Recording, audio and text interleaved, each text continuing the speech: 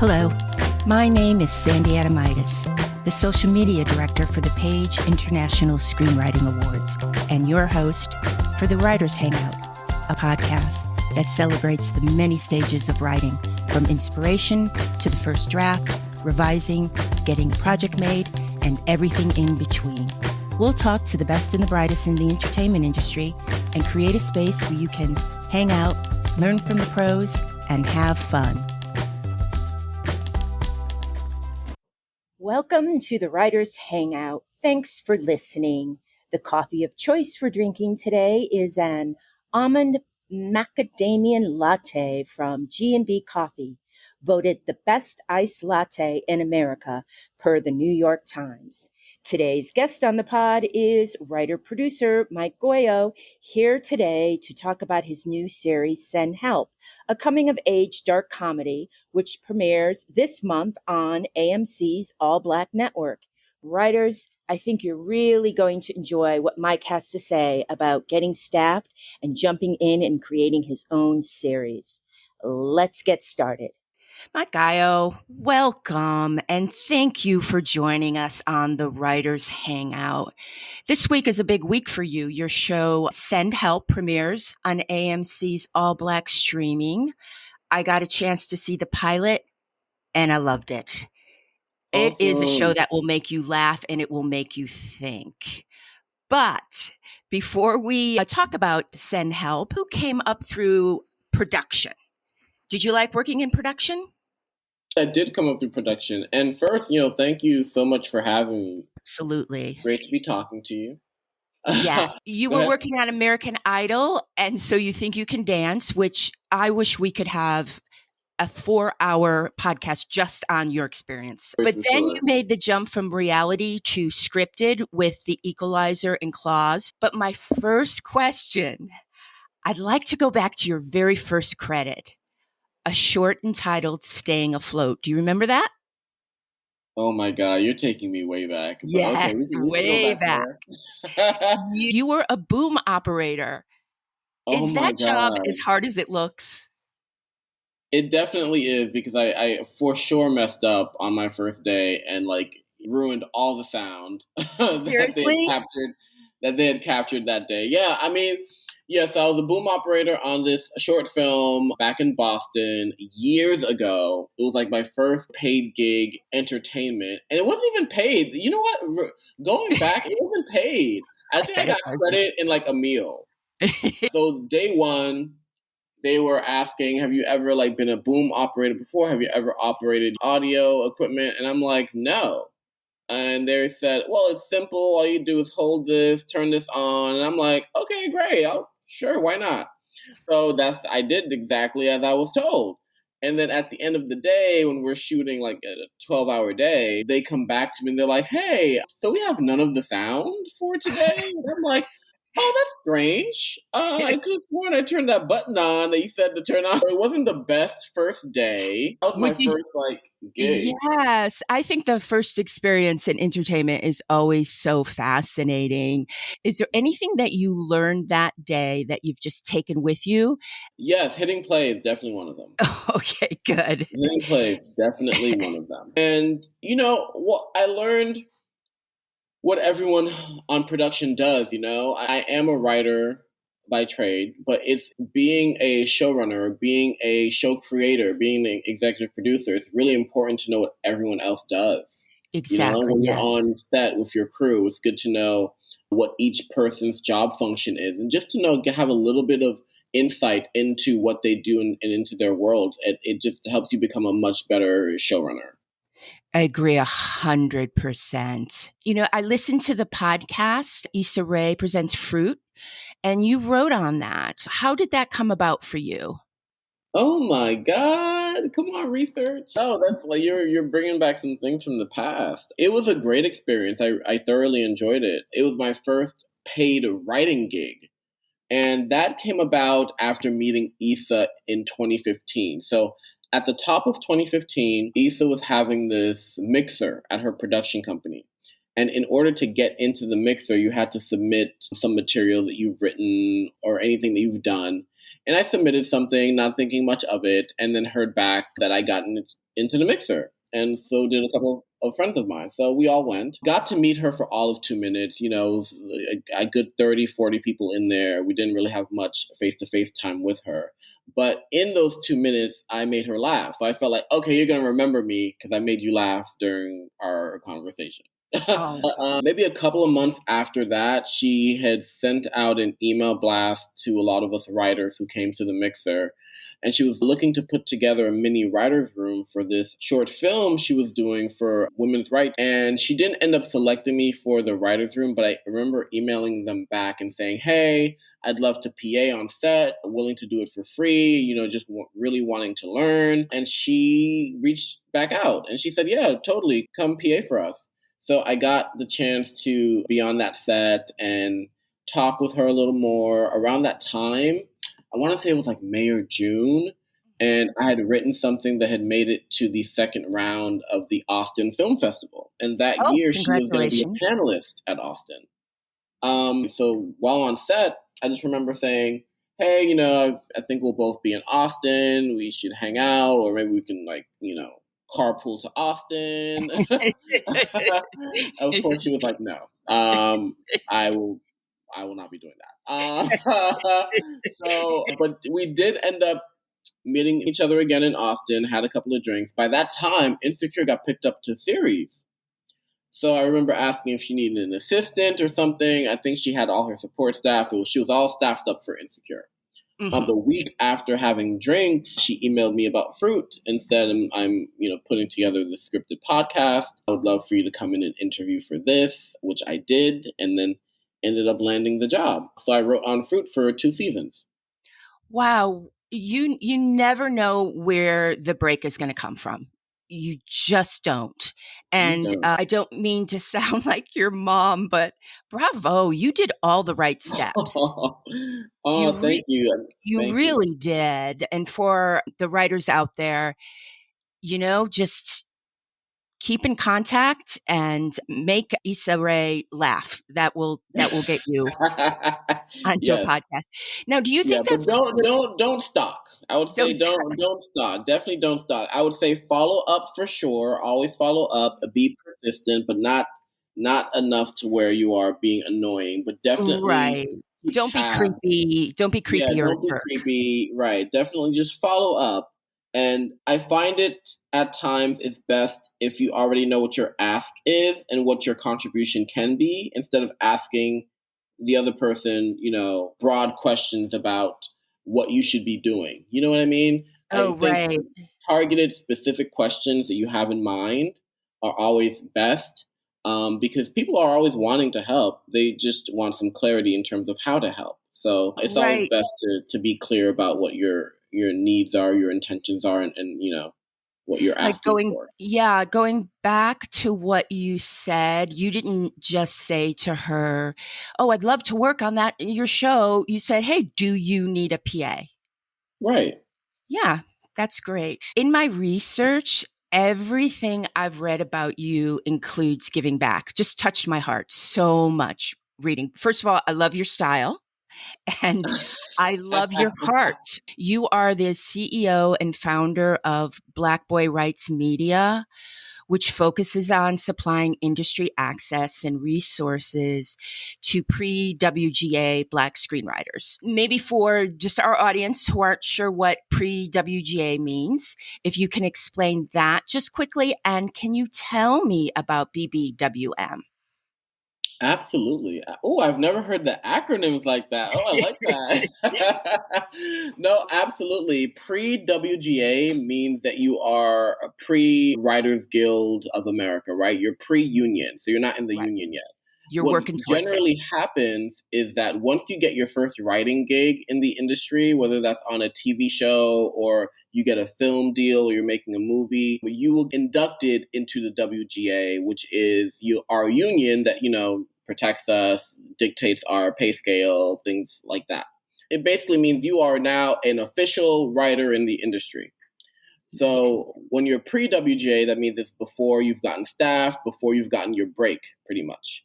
So we are trying with the Black Boy Rights and Black Girl Rights Mentorship Initiative are aiming to bridge the gap in diversity in Hollywood, right? So there are a lot of reports that have come out, whether that's P or C or even WGA's statistics, that there is a lack of diversity in Hollywood. And my program aims to kind of fill that gap. So there are a lot of Black writers out there, up and coming Black writers out there, Black writers who are in their second act in life and are wanting to change a direction, and they're really talented. They just don't have the access, or Hmm.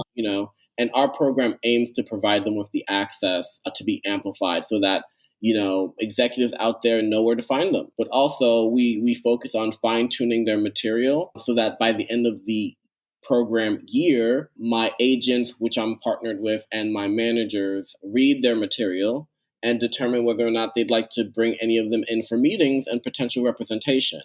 So Oh, it's that's all about wonderful. giving them a pathway towards the career industry that they're wanting to be a part of. Wow. Hey, if you ever, want to maybe bring some of your mentees on the show and just talk about their experience, that would be really, really good. I would love that. I would love that. Yeah, I would definitely love to come back with some of my mentees and have a chat. That would be fantastic. that would be great. Now, this Thursday is a really big day for you. It's the premiere of Send Help, and you are co creator, co producer, co showrunner of the series. That's impressive. With your producing partner, Jean Elie. Oh, you got it. Yeah. Yay. Can you tell me about this series? Absolutely, yeah. So the Send Help is about a first generation Haitian American actor living in LA, pursuing his career in entertainment while also just juggling his relationships with women and navigating his friendships and his relationships with his family. So it is also a examination into trauma because he is dealing with a family tragedy that's taken place, and Yes. we kind of dive into how that affects his relationships, how he navigates his relationships, and how it affects the decisions that he makes. All told in a very comedic way, because at the end of the day, it's still very much a comedy, but there are some very kind of insightful themes that we focus on too, like tragedy and trauma and just mental health. Yeah. It looks like you shot a lot of it. Was it downtown? Was I correct in that? Yeah, Or, absolutely. Yeah, downtown LA. A lot of it was yeah, shot in downtown LA. I really like the relationship between forgive me, I don't know her character's name, the long suffering girlfriend. Is she her girlfriend or just kind of a really close friend that lives and next to Fritz? Oh, yes, you are talking about Erica. So Oh, Erica lives in the same building as Fritz, and yes. they have an understanding. They are, what we would call, friends with benefits. Friends They're with definitely benefits. friends with That's it. benefits, right? Right. And have never really had a very serious conversation about their relationship and what direction it's going in or not going in. So when Fritz is engaged, his attention is with someone else, and that seems to be flourishing. It then could potentially, become an issue. And Right. so, yeah, we deal a lot with like relationships, how they work, how they're defined, how they happen, and the emotions that are attached to them. And thank you so much for letting her have dignity because back in the day, that character wouldn't always be given their own mind. They would always just be, like every time Fritz came home, she'd open up her door and peek down the hallway and, kind of stalk him. But she's a fully fleshed out human being who has her own life. And I appreciated that. And that's hard to do when you're trying to introduce so many characters.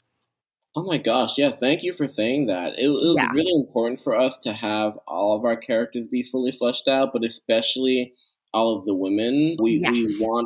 We wanted to make sure that even though that this was a male led series or show, that all of our female characters were fleshed out and fully formed human beings, because I mean, that's the world that we exist in. That's the world that we Exactly. live in. You know what I mean? So Yes. having a diversity of thought in the writers' room as well. When it came to women, we had two female writers in the room. No, we had three female writers in the room. and two other male writers in the room other than myself and Jean. And it's important just having that diversity of thought because not one person is the same. You know what I mean? So you can't expect, whether that's a gay person or a Black person or a woman or whatever, you can't expect that one person to speak for the entire group. There is going to be Yes. diversity of thought that exists in order to be able to create a fully formed character on a show. So that Yes. that was really important to us. You've been quoted as saying that this series is about Haitian people just existing. Can you elaborate on that? Oh, absolutely. So I feel like oftentimes Haitian people on television are seen as like caricatures or stereotypes or are almost given the villain edit just in the news pertaining to like immigration or deportation and just being Yes. villainized. So it was important for Jean and I to express or to show Haitian people just living as anyone else would live, having experiences that everyone else has or that are dealing with. This show isn't too dissimilar from other shows that are about an actor or showing like behind the scenes of the entertainment life. It's just told through the perspective of a Haitian American, through the perspective of Fritz, who is living this very specific life. But Yes. while being specific, while being ingrained in like Haitian culture, it's still very familiar to people and it still feels universal because he's with a lot of the things that he's going through, a lot of people are going through, no matter your culture, where you come from. So that was really important for us to just show Haitian culture in that way and just express how similar we all are in our families. Yes. Now, Fritz, he struggles to overcome the challenges of mental health, which is a stigma faced within the Black community. That's a hard Mhm. thing to deal with without being preachy, just getting that tone right. Absolutely. Absolutely. I think for us in the writer's room, we know we were working with themes that were serious, right? That had Right. some weight and some heaviness to them. So for us in the writer's room, we always led with comedy. It always needed to be about comedy. It always needed to be funny so that we can Okay. sneak in the seriousness I of, see. of the show.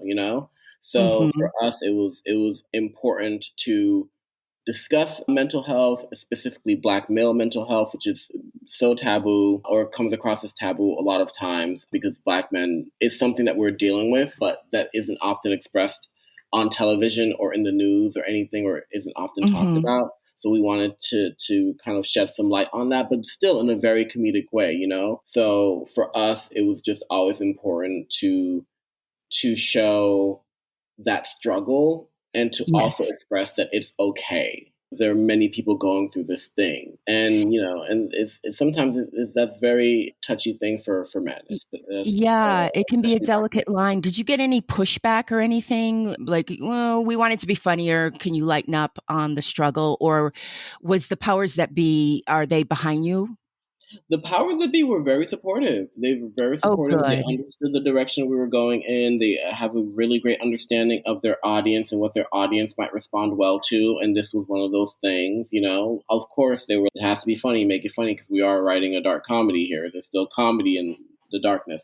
I would say that the network didn't really push us on a lot of things, which we were very thankful for because they just always wanted to make sure that things made sense and that the story was cohesive. But when it came down to how we wanted to express Haitian culture or how we wanted to explore that, they were always very receptive of how we wanted to do that and just open to what we wanted to do. So it was a really great partnership. Oh, good. That's wonderful. Did you use any of your own life when you were creating Fritz? Yeah, because Fritz is based on Jean Elie's life, kind of semi autobiographical about his life.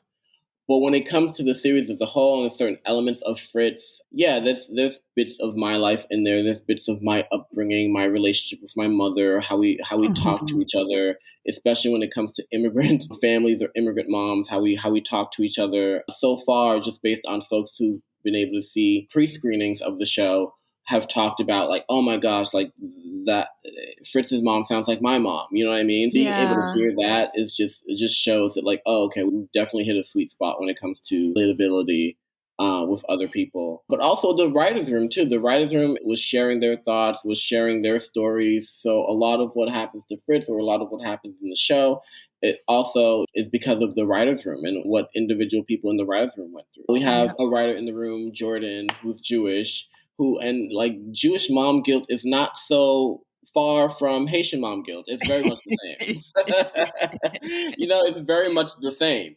So just being able to explore our different worlds and our different cultures in a way that made it feel universal was great. So we really leaned into that. The phone calls with the mom, and I think you're like, oh, mom's on the line, and you're just ready to be happy, and then she does put some really kind of heavy guilt trips on him, and just her relationship with her husband, and you can just see Fritz's discomfort. And those phone calls really work. You get a lot out of phone calls.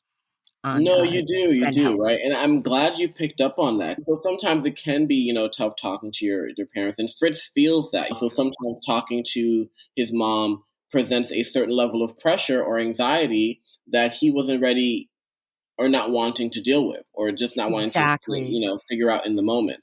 And a lot of us go through that with our parents. We have those conversations that we don't particularly want to have, especially when you're the eldest child or you are a child put in a position of having to take care of everyone else. You really feel that with Fritz. You really do feel that the pressure on his shoulders, and then, and it's just all wrapped up in charm. Here's my big serious question. Mike, are you ready? Yes. Starting out, what was your biggest misconception of what it means to be a working writer? Biggest misconception is that you're writing 24/7.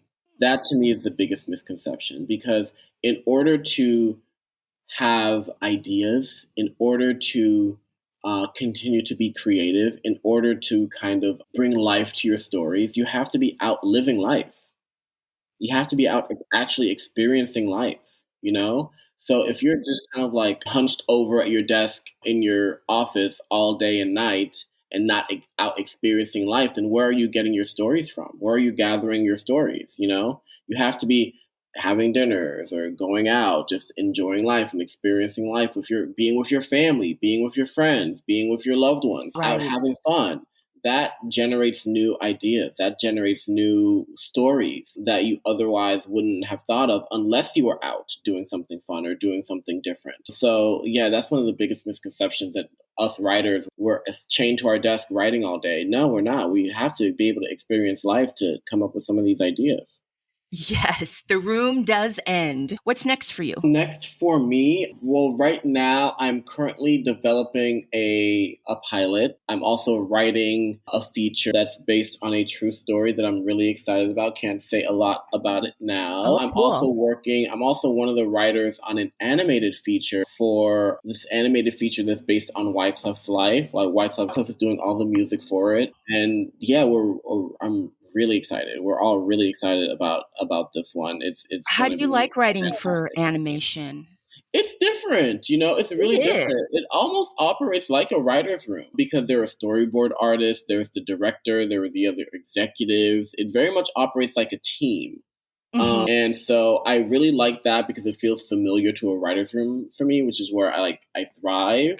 So I've really been enjoying it. And you kind of have to write as you go, as the storyboard artists create too, which is different. So it's been really fun. Oh, great. Would you like to play a lightning round of brain drops? Oh my God. Okay, yeah, let's go for it. Let's try it. Brain drops is a fast-paced Q&A with answers only a writer can provide. Oh my I'm going to God. start Okay. the timer for 1 minute. Okay. And okay, where do you write? At my desk, at home. I have to write at my desk. When writing, music on or off? Off. Reading a hard copy of a script, 1 Brad or 2? Ooh, 2. Whiteboard or legal pad? Ooh, whiteboard. Final draft or Celtics? Final draft. From the past or present, what TV show do you wish you wrote on? Oh my God. Okay, there are so many. Okay, Succession, The West Wing, Barry, Uh, Bag. oh, But Fleabag. I mean, Phoebe Waller-Bridge wrote. I think she didn't she write the whole thing herself. She's brilliant. She really is. All these writers are brilliant. And let's see, I would have Oh, loved to have written on A did we? Different Our timer's World. already off. Oh Huh? well, our Oh, timer okay. went There were off. so many. Yeah, there were so many shows I would have loved to have Yes, written but on. well, you know what? Let's finish it up anyways. My Favorite God. snack while writing. Ooh, popcorn. Favorite snack at craft. These popcorners. Do you come up with a title for your script at the beginning or end? Ooh, sometimes at the beginning, and then sometimes it changes by the end. Writing at home, PJs or clothes?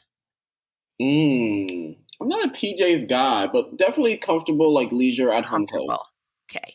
Shaded parking spot right next to the production office or 25K extra in the budget? 25K extra in the budget. You didn't even pause on that one. No, Is Issa Rae as wonderful as she seems? absolutely.